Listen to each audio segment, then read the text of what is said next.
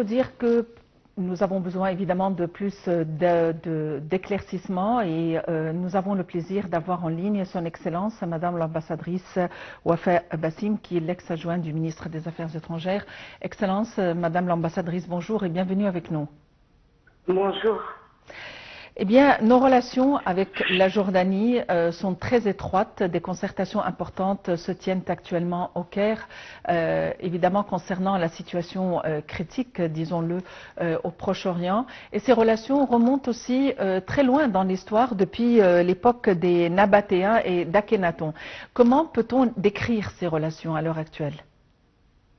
Vous l'avez bien décrit, vous l'avez cité, que ça date même des années avant Jésus-Christ, entre l'Antiquité égyptienne et l'Antiquité jordanienne.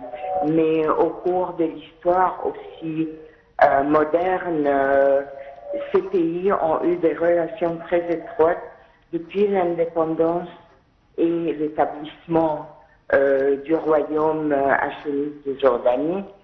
Avec l'Égypte, nous sommes des pays fondateurs de la Ligue arabe. Nous sommes aussi des pays fondateurs de la Charte des Nations Unies.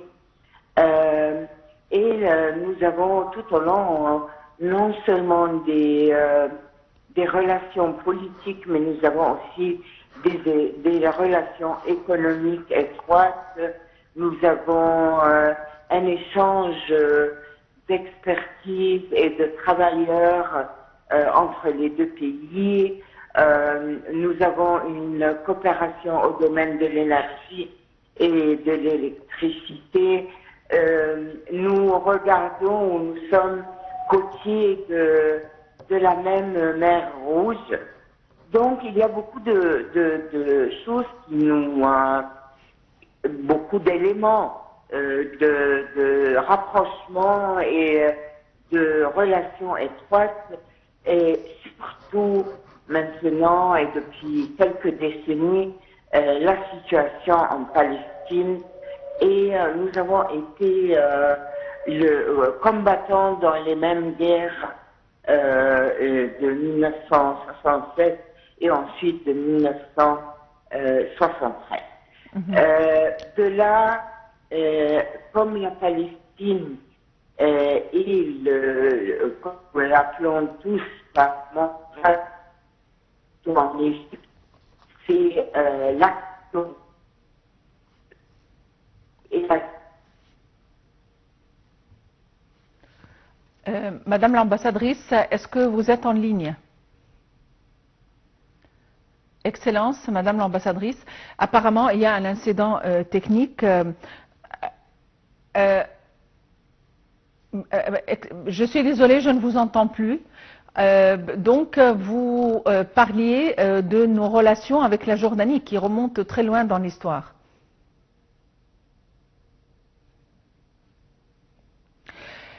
Rappelons-le, nous allons retrouver notre invité encore une fois. Il y a eu un incident technique, nous sommes désolés pour cela. Et il faut dire que les relations entre l'Égypte, encore une fois, on le répète, et la Jordanie plongent leurs racines dans l'histoire avec des liens remontant à l'époque des pharaons et des Nabatéens sous le règne d'Akhenaton entre 1375 et 1358 avant Jésus-Christ.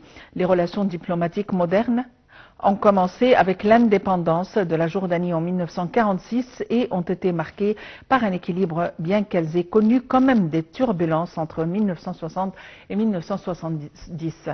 Nous avons le plaisir de retrouver notre invité, Son Excellence, Madame l'ambassadrice Wafa Bassim, l'ex-adjointe du ministre des Affaires étrangères, après cette interruption de ligne. Madame l'ambassadrice, vous parliez de nos relations distinguées avec la Jordanie. Oui, justement, mais je ne veux pas vraiment trop élaborer sur l'aspect historique, puisque nous le connaissons tous et nous l'avons vécu et nous le vivons. Ce que je veux maintenant vraiment tirer l'attention sur, c'est les consultations continues très étroites de personne en personne entre les deux chefs d'État, entre le président Sisi et le roi Abdullah Ben Fassé. Nous voyons qu'il y a des visites éclairs qui se tiennent assez fréquemment, disons. Le roi était là il y a, je dirais, moins de 3 mois.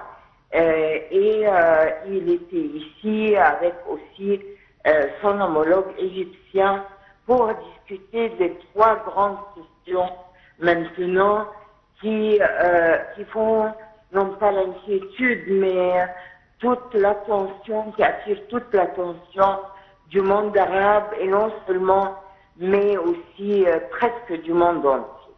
Et les 3 questions sont maintenant la situation en Palestine, à Gaza, et qui commence à s'étendre aussi vers la Cisjordanie, avec les déclarations des autorités israéliennes qui disent qu'ils vont étendre leur campagne à la Cisjordanie pour avoir les mêmes pratiques qu'ils ont à Gaza, ce qui représente un danger immense et imminent en même temps. Nous avons aussi la deuxième question aussi, c'est le respect du cessez-le-feu au Liban, qui n'est pas respecté par le côté israélien, et si vraiment on pourrait appliquer la résolution 1701 du Conseil de sécurité qui concerne le Liban, surtout avec les attaques qui ont été dans l'UNIFIL, les forces de maintien de paix de l'ONU ont été objets d'attaques aussi. La troisième question, certainement, c'est les développements très rapides qui prennent lieu en Syrie et tout le risque que cela pose encore plus sur la stabilité de la région, sur l'intégrité et l'unité des territoires syriens, les questions des réfugiés, des déplacés, aussi du risque de fragmentation de l'État syrien. Et aussi, qui croit maintenant à une sorte de compétition non seulement interne entre les différentes factions, mais aussi parmi les autres forces régionales et même internationales. C'est de là que les deux grands chefs d'État ont discuté. Aussi, ils ont revu les résultats de la réunion de Aqaba qui s'est tenue en Jordanie sur le niveau ministériel la semaine passée même, et qui était aussi pour la considération de ces questions, mais surtout de ce qui se passe en Syrie.